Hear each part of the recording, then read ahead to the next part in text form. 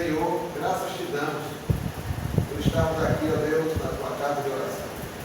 Graças te damos pela oportunidade que o Senhor nos dá, ó Deus, de estudarmos a tua palavra, de conhecermos os teus princípios e a tua vontade. Ó Deus, graças te damos pelo zelo do Senhor por nossas vidas, não só de nos resgatar, mas de nos manter, ó Deus, alertas para o caminho que devemos prosseguir. Graças te damos, Senhor, porque o Senhor não nos deixa nos desanimar, está sempre buscando, ó Deus, formas, maneiras, ó Deus, de levantar o nosso nome para prosseguirmos, ó Deus, na caminhada cristã. Fica conosco. E agradecemos, ó Deus, por tudo aquilo que o Senhor inspirou, ó Deus, o autor da carta aos Hebreus. E louvamos, Senhor, porque até hoje ela continua nos falando e nos edificando. Agradecemos por tudo, no nome de Jesus. Amém. Amém. Nós vamos fazer hoje a lição da Escola Bíblica, da nossa revista. Era isso que era.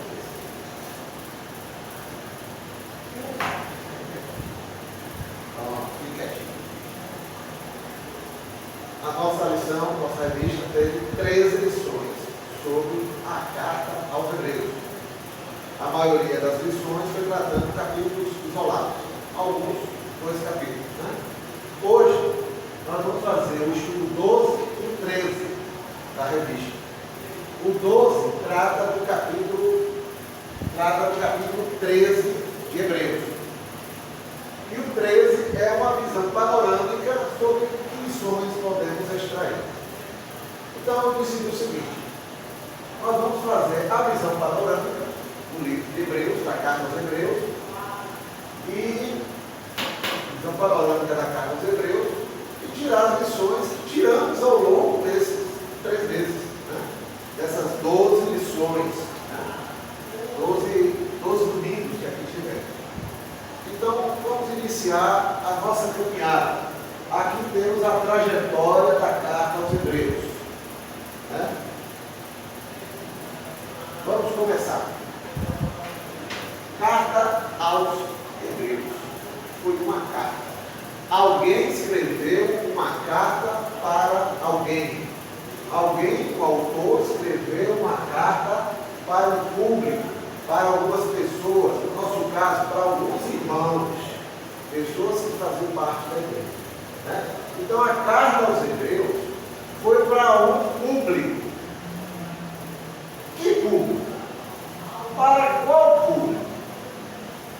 A carta não deixa claro. Esse público estava onde? Aonde eles moraram? Aonde, que país, ou que cidade, ou que região eles estavam?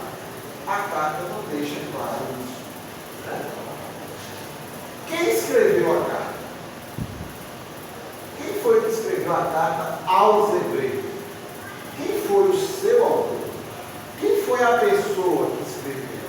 Quem foi a pessoa que foi inspirada, movida pelo Espírito Santo, foi inspirada por Deus para escrever para o grupo?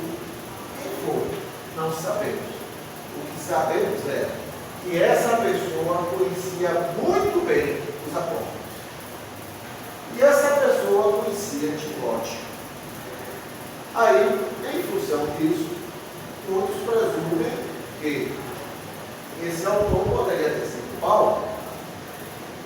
Há dúvidas por quê? Porque o estilo da carta não é o estilo que Paulo escreveu todas as coisas demais. É totalmente diferente. Nós vemos em português. Em português parece tudo igualzinho. Mas quem estudou os manuscritos em grego vê um estilo totalmente diferente. Ok? Foi Barnabé, conhecia os apóstolos, conhecia Timóteo, foi Silas, conhecia Paulo, conhecia os apóstolos, conhecia Timóteo. Quem foi? Então há vários nomes que são sugeridos. Uma coisa a gente sabia, a gente percebe. Esse autor conhecia muito bem as tradições do judaísmo, as tradições dos hebreus, as tradições judaicas. Conhecia a sua religião e conhecia como era funcionava e a sua história. E, em função disso, a gente percebe que o público para o qual esse autor escreveu a carta aos Hebreus, ele sabia, ele tinha consciência de que para quem ele estava escrevendo, eles também conheciam a história do judeu. Conhecia as escrituras, conhecia as tradições, conhecia os rituais, conhecia os cerimoniais, conhecia todos esses personagens bíblicos que a gente conhece. Então ele estava escrevendo para quem ele sabia que conhecia. Então ele não precisou explicar detalhes do que era o tabernáculo, explicar o que era o sacrifício, explicar quem foi Moisés. Não, esse já sabia tudo isso. Sabia que atravessar lá estava o deserto, sabia os detalhes da travessia do deserto. Então esse autor estava escrevendo para pessoas que conheciam a história da nação de Israel. Como foi que ela nasceu? Conhecia desde Abraão, que Abraão foi separado por Deus, né? Abraão foi a origem inicial da nação de Israel. Sai, Abraão, da tua terra e da tua parentela, vai para a terra que te mostrarei e de ti farei uma grande nação. Então eles sabem a origem dos patriarcas, vem Abraão, vem Isaac, vem Jacó, vem os 12 filhos de Jacó, e a nação se originou. Então eles sabem, esse público conhece a história da formação da nação de Israel. Esse público sabe que o povo ficou escravo do Egito. Esse público sabe que o povo saiu do Egito. Deus levantou Moisés, Moisés foi lá, a mão de Deus, e liderou que o povo saiu do Egito e saiu peregrinando por onde? Pelo deserto. Então esse povo conhece, e conhece os detalhes dessa caminhada no deserto. O que aconteceu no deserto ao longo dos anos, né? Esse povo também sabe que lá no Monte Sinai, depois de sair do Egito, Moisés conduz o povo ao Monte Sinai, e ali o povo celebra um culto ao Senhor, há uma cerimônia de vários dias, e ali o Senhor firma a aliança com Israel, e dá os 10 mandamentos, e dá todo o conjunto de leis. Moisés sobe ao Monte Sinai e recebe diretamente a lei e tudo aquilo que nós chamamos de Torá. Eles chamavam de Torá. É o que a gente chama de isso. Foi isso que compôs o que? Esse povo sabe que Moisés recebeu, Moisés escreveu os livros, então a Torá é o quê? Os 5 primeiros livros, né? E nós chamamos também de a lei, a Torá, né? Gênesis, Êxodo, Levítico, Números e Deuteronômio. Então esse público conhece a Torá e sabe que foi que Moisés escreveu. E Moisés escreveu inspirado por Deus, baseado na aliança feita lá no Monte Sinai.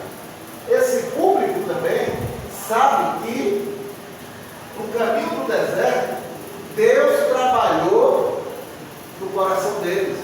Houve rebelião, houve murmuração, houve o maná, houve as codornizes, houve água saindo de rocha, houve água de tudo quanto é tipo que apareceu, houve problemas de rebelião contra Moisés, houve uma série de coisas, e houve o tabernáculo. Houve o tabernáculo. O tabernáculo e o sacrifício. Ali, no meio do deserto, Deus mandou que se construísse o tabernáculo, e no tabernáculo seria o quê? Onde Deus estaria presente, simbolizaria a presença de Deus no meio do povo de Israel, no meio das tribos, né? As tribos ali espalhadas, mas no tabernáculo no meio, representando Deus presente no meio da nação. E de qualquer parte da nação, todos teriam a mesma visão de Deus. Então o tabernáculo, os seus rituais, aqui está o ritual, os sacerdotes fazendo o sacrifício. Então eles conheciam de outro tabernáculo, e foi Deus que mandou instituir o tabernáculo, deu as condições básicas e mínimas para poder se construir o tabernáculo, e os rituais, as cerimônias, os sacrifícios, os sacerdotes, o sumo sacerdote, a linhagem de Arão, então esse pessoal conhecia isso. Então esse povo conhecia isso e sabia também que no meio dessa caminhada, quando o povo está perto da terra prometida, houve uma rebelião. E Deus diz: volta todo mundo para o deserto. E foram caminhar mais 38 anos. Deus não permitiu que aquela geração que saiu do Egito entrasse na terra prometida. E voltaram para o deserto. E só 38 anos depois voltaram. Então, esse povo conhece isso tudo. O autor tem consciência e tem segurança do que vocês conhecem. Eu estou escrevendo isso porque vocês sabem. Vocês têm entendimento. Né? Mas, para quem ele está escrevendo? Tudo indica que para cristãos de origem judaica. Eram judeus que tinham se convertido ao cristianismo. Né? Porque ele vai falar de coisas do cristianismo, ele vai falar de coisas da mensagem de Jesus, ele vai falar de coisas do Evangelho. Mas ele usa aquilo que foi símbolo do Velho Testamento, na Antiga Aliança, para explicar que tudo se cumpriu no Novo Testamento, na Nova Aliança, através de Jesus. Mas por que ele escreveu? Por que ele escreveu? Por quê? Porque esse pessoal, esse público, aonde eles estavam morando, não sabemos. Por quê? Porque Israel, havia perseguição contra os cristãos dentro de Israel.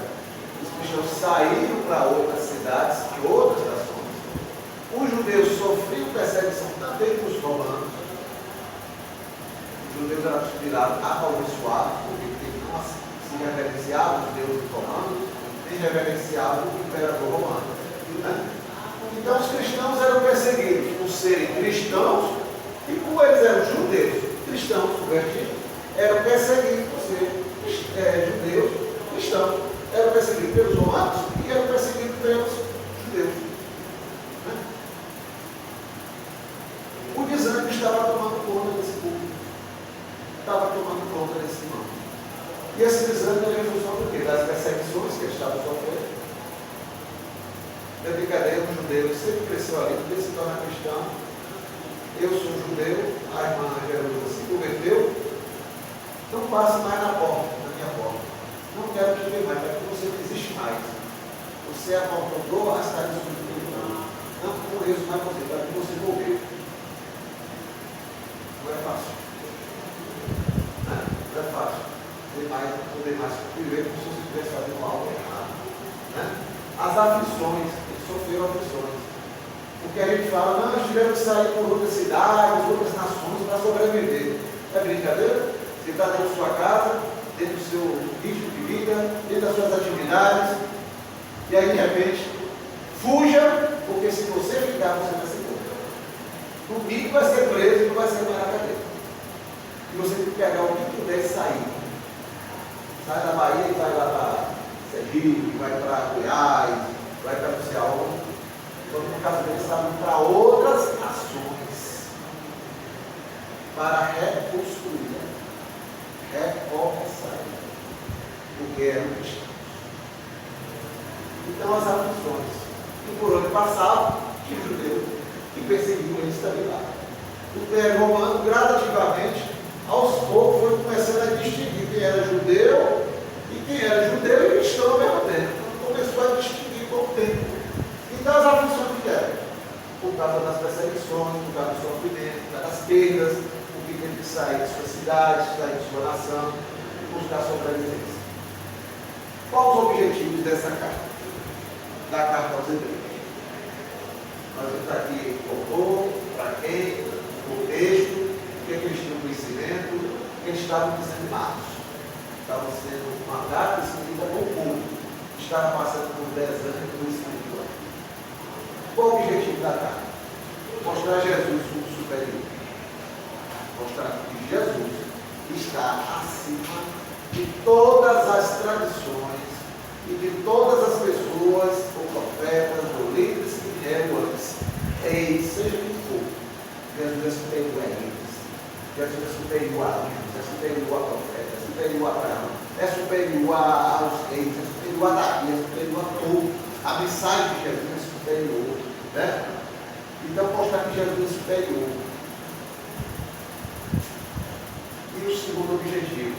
desafiar o leitor da carta a permanecer fiel a Jesus, apesar das perseguições. Então a carta tem o quê? Primeiro, mostrar Jesus é superior. Vocês estão desanimando porque alguns estavam querendo voltar para o judaísmo, outros estavam indo para nada, outros estavam se abatendo. Jesus é superior a tudo isso. Se você se afastar de Jesus, você tem que falar aqui. Porque ele respondeu, Senhor, para aqui, se só tu tens a palavra de Deus. Então essa é a pergunta que está fazendo de uma forma diferente. Jesus é superior a tudo. Vocês vão voltar para o judaísmo? Vocês vão voltar para aquilo que é símbolo de que Jesus veio? Jesus é superior ao símbolo.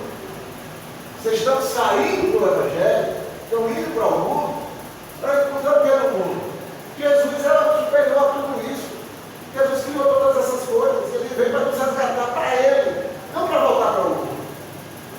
E outra, servir no Senhor, porque não buscamos pátria aqui. A nossa pátria é celestial, lá na frente, e eterna. Não é essa aqui que perece, que um dia vai passar. Então, objetivos, dois objetivos dessa casa, muito claro para isso. Jesus é superior. Permaneça firme. E aí ele começa. Vamos ver a distribuição dos capítulos. Como a gente viu ao longo dessas 12 semanas, estudando capítulo por capítulo. Ele começa fazendo uma exaltação a Jesus. De Hebreus de 1, de 1 a 3. Capítulo 1, de 1 a 3. Qual é aí? O que é que ele diz? Havendo Deus, antigamente falado muitas vezes, ou seja, quem foi que falou? Deus. Falou quando? Desde antigamente. Ele está falando pouco hoje. Ele está dizendo, ó, lá atrás, Deus já falou, ó. Já falou, Deus tem falado muitas vezes. Deus não falou uma vez só, não. Deus falou muitas vezes e de muitas maneiras. O que ele quer dizer? Deus falou diretamente. Deus usou anjos para falar. Deus usou profetas. Deus usou reis. Deus usou tudo, até incrédulos, para falar a palavra dele. Deus usou todas as formas. Falou a quem? Aos nossos pais. Ou seja, todo mundo que veio antes da gente. Nós somos descendentes dele. Eles ouviram Deus falar. Desde lá do Éden, Deus vem falando. Falou a Adão, falou a Abel, a Caim, falou a Sete, falou a Noé, falou a Enoque, falou a Abraão, falou a Isaac, falou a Jacó, falou a José, falou a Moisés, falou a Davi, falou a João, falou a todo mundo. Ele falou de várias maneiras, aos pais, pelos profetas. E agora, nesses últimos dias, ou seja, nos dias nossos, nos falou pelo Filho.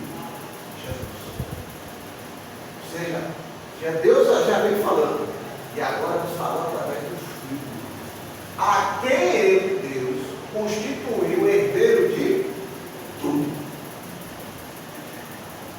e por quem também fez tudo. Ele está exaltando Jesus. A última mensagem que recebemos é de Jesus. E quem é Jesus? O herdeiro de tudo. E quem botou ele no herdeiro de tudo? O Pai. Nomeado pelo Pai. E ele é o quê? Ele é o resplendor. Ele é a expressa imagem do ser de Deus. O que é isso? Os raios do sol partem de onde? Do sol. Jesus é os raios do sol. Deus é o sol. Jesus é os raios do sol. Chegando até nós. Ele esteve aqui. Ele pisou aqui. Ele esteve no nosso meio. O Filho de Deus. Deus, aleluia. A Deus nomeou e deu todas as coisas. Ele fez todas as coisas pela palavra do seu poder e fez assim, por si mesmo, a purificação dos nossos pecados. E assentou-se aonde? À direita da majestade. Ele reina. Ele reina. É isso que ele está dizendo. É esse Jesus que ele serve. Vou falar sobre ele agora. É assim que ele começa. É sobre ele que eu vou falar para vocês. Para que isso volte a mente de vocês. O que foi que simbolizou lá atrás na velha aliança, que Jesus viria. E agora mostrar, ele veio. E agora é ele. É a última e maior revelação de Deus aos homens. Hebreus 1 e 2. Capítulo 1 e 2. O que é que Hebreus capítulo 1 e 2 fala? Que Jesus é maior do que os anjos. Na nossa versículo. Jesus é maior que os anjos. E maior que a mensagem que os anjos trouxeram. O que ele está se referindo? Ele está falando ao público que sabe as tradições do judaísmo. Sabe toda a história dos judeus. Não é isso? Se você for ver lá em Gálatas 3,19, em Atos 7,53, e Deuteronômio 33, eu não sei se é 33, 12 ou é 14, os judeus acreditavam e tinha a tradição de que Moisés recebeu as tábuas da lei e a própria lei de anjos. Deus mandou os anjos trazer a tábua da lei. Se você for pegar em Gálatas 3,19, Paulo fala isso. Em Atos 7,53, Lucas fala isso também. E foi recebida por anjos. Deus entregou a Moisés através dos anjos. Então eles criam. E nós recebemos de Deus a lei, a Torá, através dos anjos.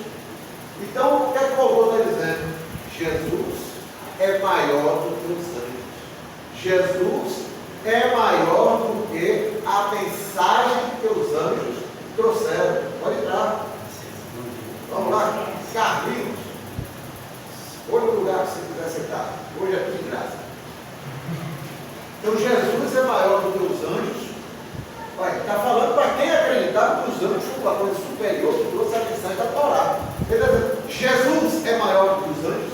E Jesus, a mensagem de Jesus, é maior do que a mensagem que os anjos trouxeram. Porque a mensagem dos anjos era sinalizando para Jesus. Então é isso que ele está dizendo. Vocês têm que entender isso em Hebreus 1 e 2, capítulo 1 e 2. Jesus é maior do que os anjos e do que a sua mensagem. Então tudo isso que vocês creem e que tem tradição dentro do judaísmo é cumprido em Jesus. Então aqui ele faz a primeira advertência para esse público. Jesus e sua mensagem são maiores que todos que vieram antes dele e de sua mensagem. Jesus é maior que os anjos, Jesus é maior que Moisés, Jesus é maior que Abraão, Jesus é maior que Isaac, Jesus é maior que Jacó, Jesus é maior que Davi, Jesus é maior que Josué, Jesus é maior que todos eles. Todas as mensagens, maior que Isaías, maior que Miqueias, maior que Jeremias, maior que Ezequiel. Jesus é maior e a mensagem dele é superior porque ele trouxe a nova aliança. Eles representam a velha aliança e sinalizavam, apontavam, foi produzir a imagem que viria na frente, que era Jesus. Então é isso que ele está dizendo no capítulo 1 e 2 de Hebreus. Jesus é uma advertência. Se Jesus é maior do que os outros, se Jesus, a sua mensagem é superior, estão rejeitando Jesus.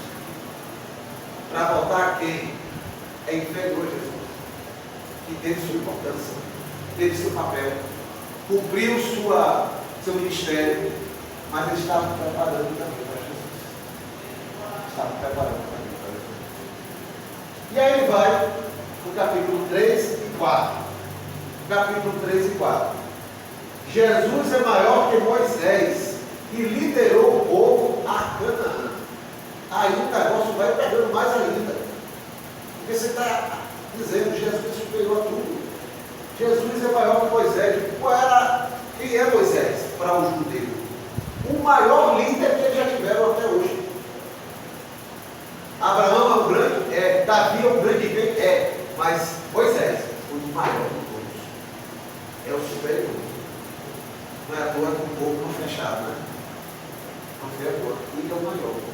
Então ele está dizendo, Moisés foi aquele que libertou do Egito. Moisés foi aquele que conduziu, liderou o povo do deserto para Canaã, para a terra prometida.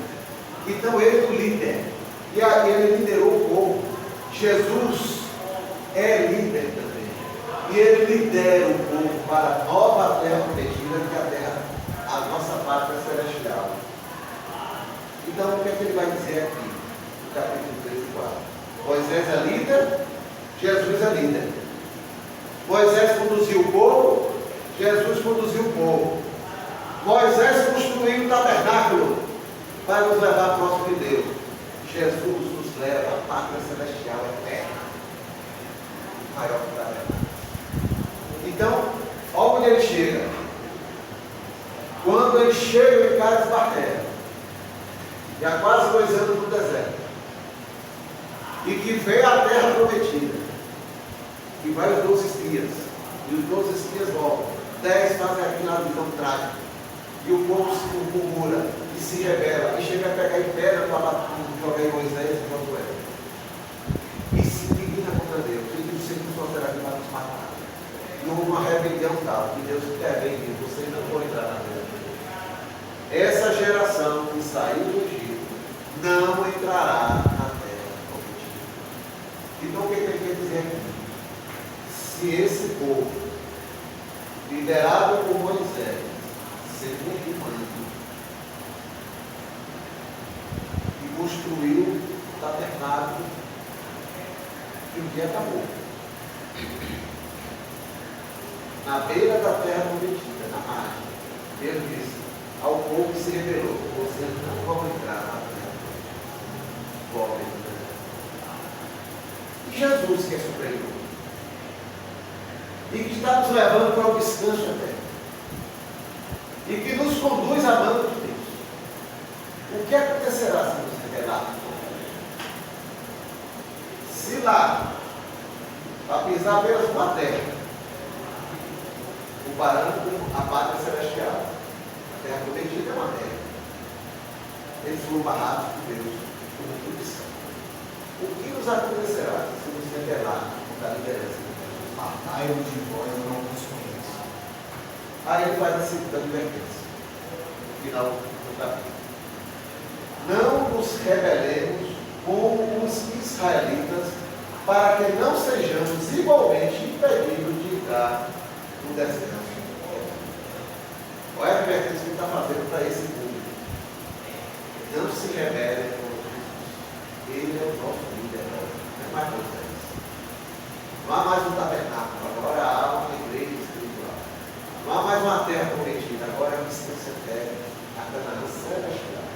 E aí ele está falando: se lá Deus barrou o que desobedeceram a Moisés e dá uma terra de chão, o que é que Deus vai fazer se nos rebelar contra a liderança de Jesus para entrar na Canaã celestial? Então, é a segunda advertência. E aí ele vai para o capítulo 5 ao capítulo 7. Né? Capítulo 5 ao capítulo 7. Aí ele compara Jesus com os sacerdotes, do capítulo 5 ao 7. Compara Jesus com os sacerdotes que serviam no tabernáculo.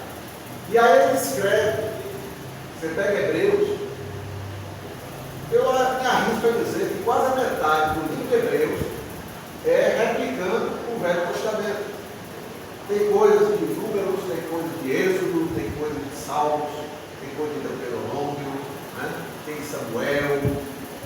Então ele repete linguagens, trechos que estão lá no Velho Testamento. Então, se a gente for ler ali, principalmente os primeiros capítulos, se você for lá em Levítico, em Êxodo, Deuteronômio, Salmos, você vai ver o mesmo texto.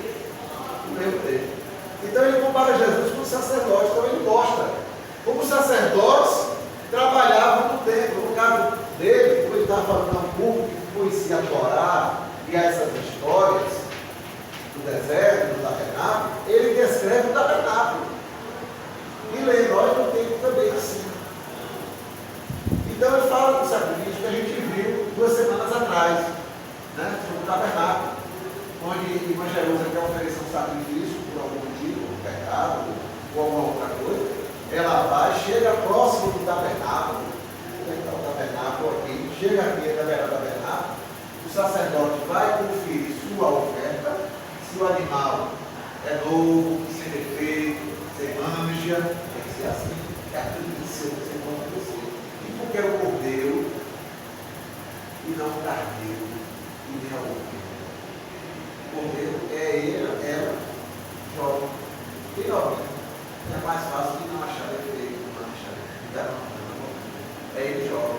cresceu e ele carteiro.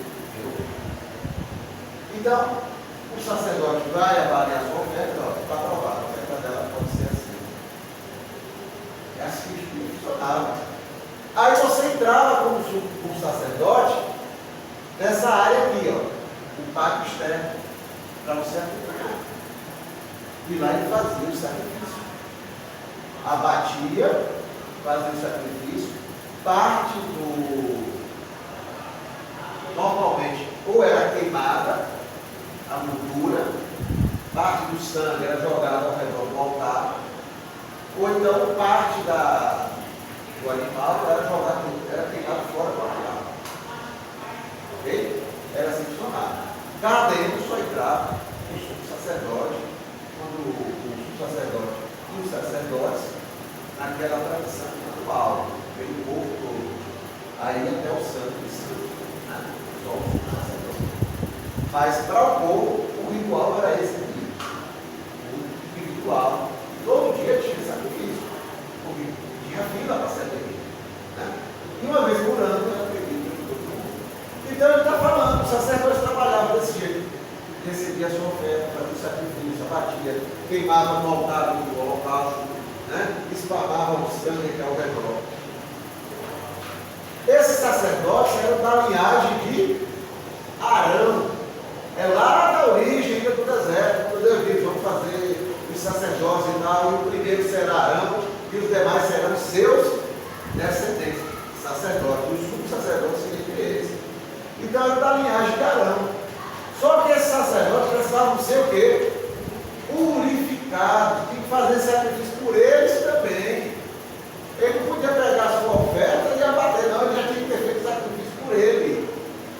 Ele não podia oferecer a sua oferta de perdão pelos pecados, se ele não queria perdão pelo pecado dele também.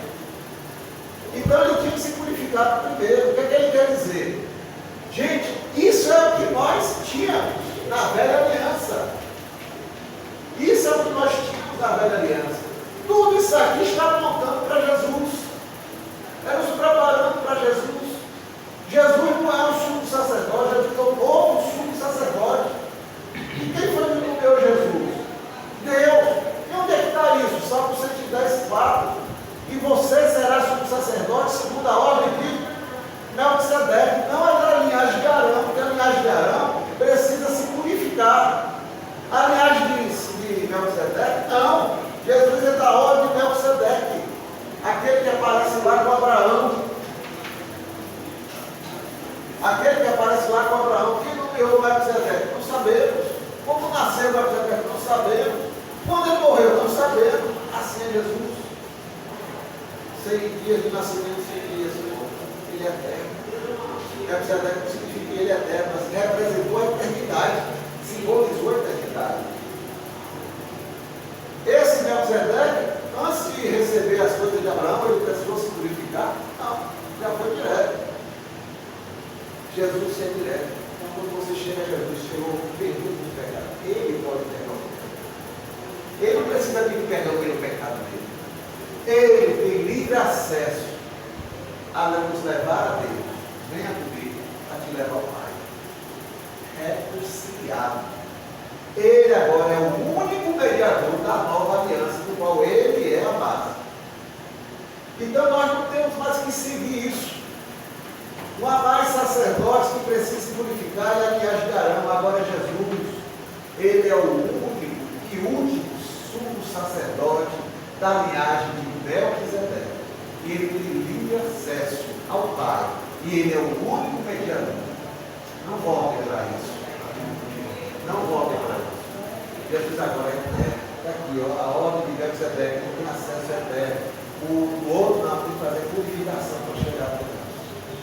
Aí ele faz a terceira advertência, aqui no Hebreus 5 a 7. Rejeitar Jesus é rejeitar a única chance de reconciliar. Ninguém vem ao Pai. Então a gente lembra, aí a gente vai lembrar do tabernáculo, que a gente viu aqui. Essa primeira porta, os judeus chamavam de o caminho. A segunda porta que dava acesso ao santo lugar, ao lugar santo. A verdade. E ao santo do santo, a porta que dava acesso, que era o véu. Então, por isso que eu digo, eu sou o caminho, a verdade e a vida. Ninguém vem ao Pai, ao santo dos santos, está comigo. Você reconhece o seu sacrifício, você pode pedir direto. É isso que ele está lembrando. Nós temos que entender isso aqui. E essa foi a terceira advertência. Aí ele vai para Hebreus de 8 a 10. Hebreus de 8 a 10. O autor mostra que o sacrifício de Jesus foi o maior de todos os sacrifícios de animais de todos os dias e todo ano. Aqui está uma figura mostrando o sacrifício voltado ao holocausto, o animal sendo abatido, a pia de bronze onde eles se lavavam depois de cada sacrifício, para tirar o sangue, qualquer coisa que tivesse tirado dentro. Então eles se lavavam, e só podia entrar no lugar santo, né, na tenda, se estivessem livres de qualquer contaminação. Então ele está dizendo, o sacrifício de Jesus lá na cruz foi maior que todos os sacrifícios ao longo de toda a história. Se somasse todos os sacrifícios, o de Jesus foi único e suficiente. É isso que ele diz lá em Hebreus de 8 a 10. Não precisa mais fazer sacrifício todos os dias para fazer a tabernáculo. Ele não veio atualmente lá na área dele. Jesus foi o último e o suficiente sacrifício. Não precisamos mais ficar repetindo o sacrifício de abater animais.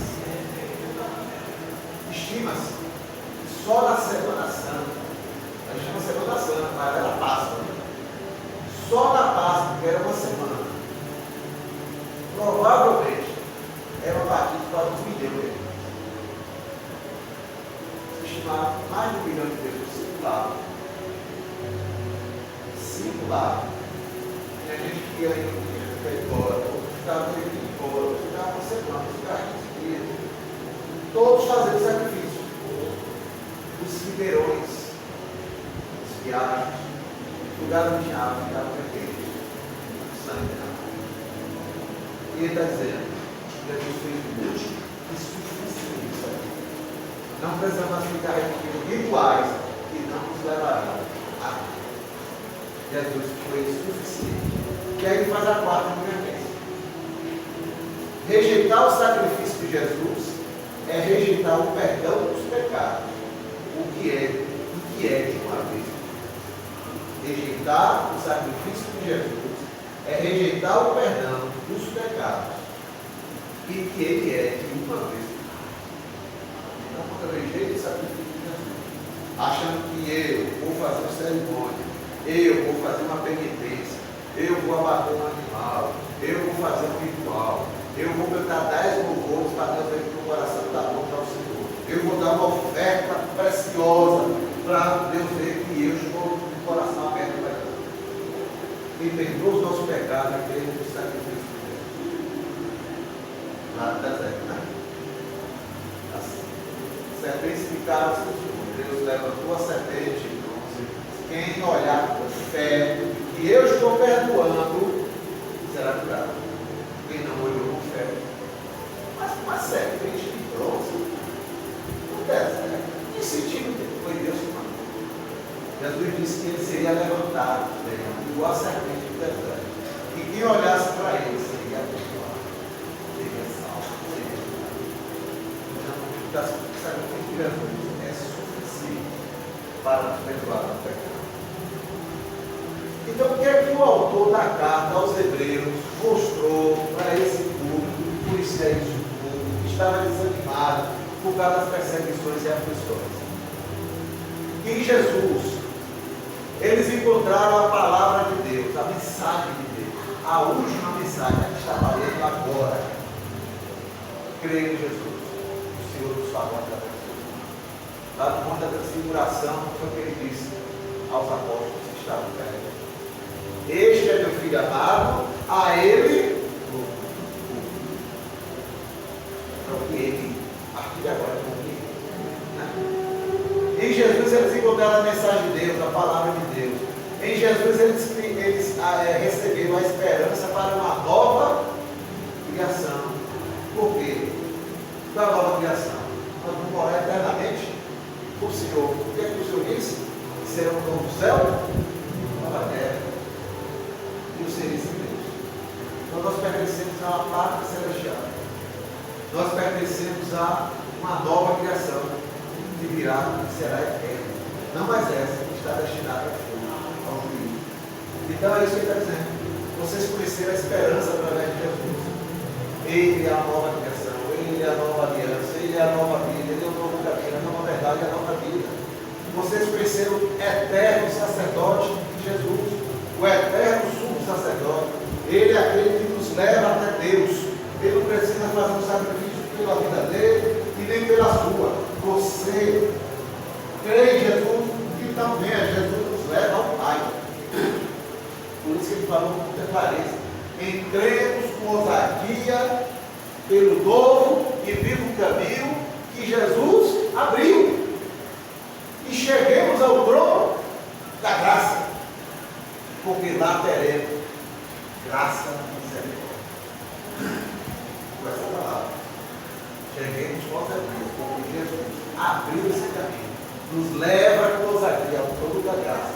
E no trono da graça tornamos perdão e misericórdia. Ele é o nosso sacerdote. Então. Não precisamos mais de sacerdotes desse tipo. Carlinhos, você pode chegar diante de Deus agora, assim. Deus abriu o caminho através de você. Filho, você pode chegar diante de Deus agora, assim. Não precisa mais de rituais. O que Deus quer ver não é o holocausto do carneiro, é o holocausto do coração. É o holocausto das nossas vidas, sendo oferecido a Ele. Sacrifício santo e agradável a Deus. Esse é o que quer ver em nossas vidas. Então Jesus fez o sacrifício perfeito. É isso que ele está dizendo. É disso aqui que vocês estão reclamando. É disso aqui que vocês estão desanimando. Para ir para o quê? Se em Jesus nós temos tudo isso aqui, a mensagem de Deus, a esperança, Ele é o nosso eterno sacerdote e Ele fez o sacrifício perfeito. O que vocês devem fazer agora? O outro fala. E a gente viu em Hebreus 11:12. Seguir os modelos de fé encontrados nas Escrituras. Está lá no capítulo 11. A lista dos modelos de fé. Abraão passou por problema? Passou. Moisés passou por problemas? Passou. Josué teve problema na vida dele? Teve. Raabe, que é citado na lista, teve aqui, ó. Abel teve problema? Quase nenhum, né? Tem até Jeff. Pois é, Enoque, Noé, Abraão, Sara, Isaac, Jacó, José, Moisés, Raabe, Gideão, Baraque, Sansão, Jefté, Davi, Samuel. São a galeria dos heróis da fé. Heróis porque eram super-homens, super-mulheres? Não, porque eles decidiram perseverar na fé e crer que quem prometeu vai cumprir. Ele é fiel para cumprir. Ele estará conosco. E aqui tem uma moldura de aberto. Qual é a forma que deve estar aqui? A sua, a minha. Ele diz perseverar na fé. Então siga o exemplo desses homens, dessas mulheres que creram no Senhor e perseveraram mesmo diante das lutas, mesmo diante das aflições. Eles perseveraram. Está lá em Hebreus 11:12. Em Hebreus 13 ele vai dizer o quê? Permaneçam fiéis a Jesus, suportando as aflições, pois Deus não abandonará seu povo. Essa é a ideia. Mesmo diante das aflições, porque Deus não abandonará seu povo, assim como não abandonou todos esses que nós citamos. Essa nuvem de testemunhas está de olho na gente. É essa nuvem de testemunhas que está falando. Essa nuvem de testemunhas que venceram pela fé, sofreram, foram perseguidos, foram mortos. Pessoas que não eram dignos de pertencer a esse mundo, porque esse mundo é corrompido, mas eles deram a sua vida por esse mundo, para pregar a palavra de Deus. Então, essa nuvem de testemunhas está olhando para a gente, para que nós perseveremos na fé também. E servindo de exemplo. Persevere. Lembrem, está lá no capítulo 3, lembrem que não temos aqui cidade ou morada permanente. Aqui nesse mundo não temos cidade ou morada permanente, mas buscamos a morada eterna e futura. O Senhor das cidades nos traz a cidade futura, eterna, para Canaã celestial. É aqui que o Senhor está nos levando. Então não nos desanimemos com as coisas que aqui acontecem. Que nós não vamos ficar aqui. Seria um abatimento mesmo. Vocês vão ficar aqui o resto da vida, eternamente sofrendo. Nós vamos para uma cidade que não tem sofrimento, que não tem choro, que não tem lágrimas. Não tem ranger de Deus. É para essa cidade que nós vamos perceber o que Ele vai nos levar para lá. Né? Suportem a palavra dessa exortação. Isso que ele está dizendo lá no final. Suportem todas essas coisas, essas advertências que eu estou fazendo a vocês. Suportem a palavra dessa exortação. Acorde. Exortação, acorde. Preste atenção. Saia desse caminho, volte para o teu céu. Desperta para os dormes. Suporte a palavra dessa exortação, pois é para o seu bem. Toda a palavra para nós. Filho de Deus. Não é para termos medo, não é para ficarmos frustrados, é para o nosso bem. Porque eu bem sei o plano que eu tenho para nós. O plano que eu tenho. Assim diz o Senhor. Então suporte todas essas exortações, porque vale o tempo.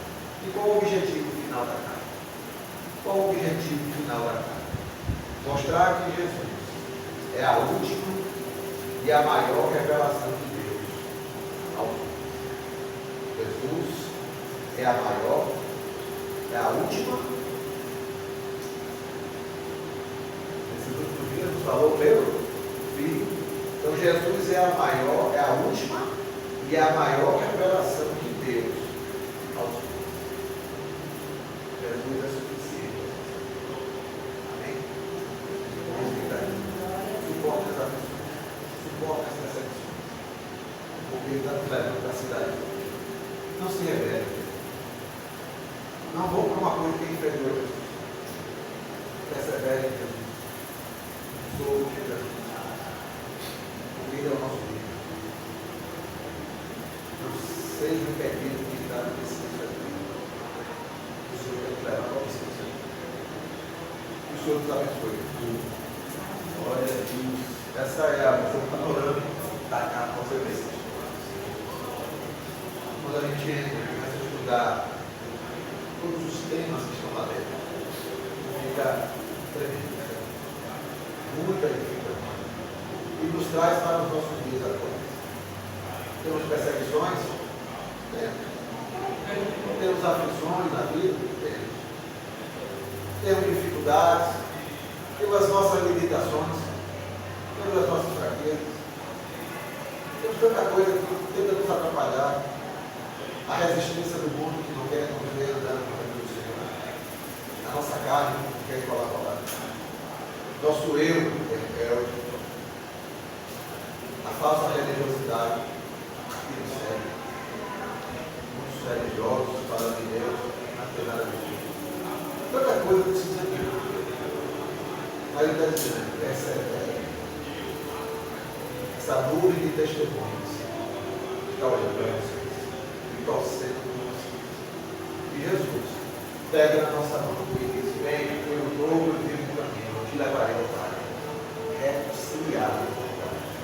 Por isso, dou e vivo comigo, nosso sumo sacerdote eterno. Segundo a ordem de Melquisedeque, está Deus. Não precisa repetir sacrifício. É olhar para ele, o autor e consumador da nossa. Amém?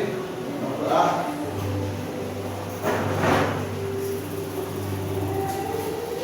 Senhor, nós te louvamos, te agradecemos, porque aqui estivemos, Senhor Deus, para ouvir duas palavras. Que elas, Senhor Deus, se internalizem em nossas vidas. Saiamos edificados e vivendo as tuas verdades, perseverando fiéis, crendo no Senhor, porque Jesus é suficiente para nós. A pessoa, cada um que está aqui, a pessoa tem que desenvolver a mensagem através da gravação. Que o Senhor nos abençoe. Em nome de Jesus. Amém. Glória a Deus. Aleluia. Até